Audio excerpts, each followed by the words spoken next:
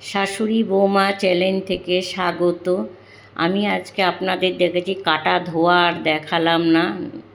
বাটা মাছ এগুলো আর নুন হলুদ মাখিয়েছি ভালো করে ধুয়ে। আর এবার কড়াটা গরম করে তেল গরম করে মাছগুলো দিয়ে দিয়েছি।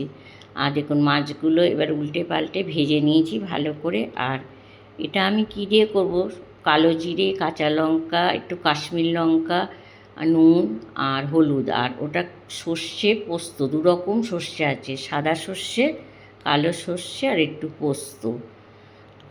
আর আমি কী করেছি যে ওটা ওর মধ্যে আর পোস্তর মধ্যে না একটু নুন দিয়েছি, ওই সর্ষের মধ্যে নুন আর কাঁচা লঙ্কা দিয়ে বেটেছি, ওই জন্য নুনটা একটু কমই দিয়েছি। আর কালো জিরে দেবো, একটু কালো জিরে আর কাঁচা লঙ্কা ফোড়নে দেবো, এগুলো দেবে, একটা খুব সুন্দর সেন্ট বেরোবে।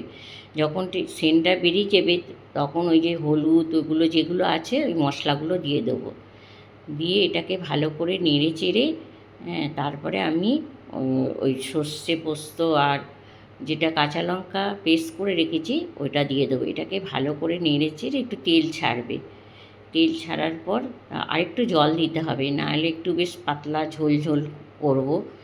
এগুলো দেখবেন সাধারণত হোটেলে দেয়, খুব ভালো লাগে খেতে। এই ঝোলটা এত স্বাদ লাগে কি বলবো, গরম ভাত দিয়ে বা রুটি দিয়েও খেতে পারেন আপনারা, খুব ভালো লাগে এটা।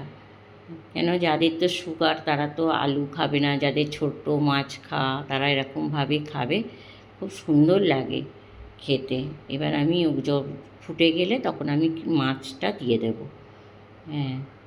মাছগুলো দিয়ে আর একটু সামান্য ফোটাবো, কেন বেশি ফোটাবো না। আর ফুটতে থাকুক। আপনারা কে কে এই বাটা মাছে কেমনভাবে খান, ভালো লাগলে একটা লাইক কমেন্ট শেয়ার করে দেবেন। আমি তো রান্না মাঝে মাঝে দিই, আবার প্রতিদিন রান্না হয় কিন্তু দেওয়ার হয়ে ওঠে না।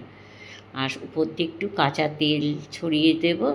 যদি ভালো লেগে থাকে তাহলে আপনারা এমনভাবে করবেন আর আমাকে কমেন্টে জানাবেন যে কেমন হয়েছে রান্নাটা।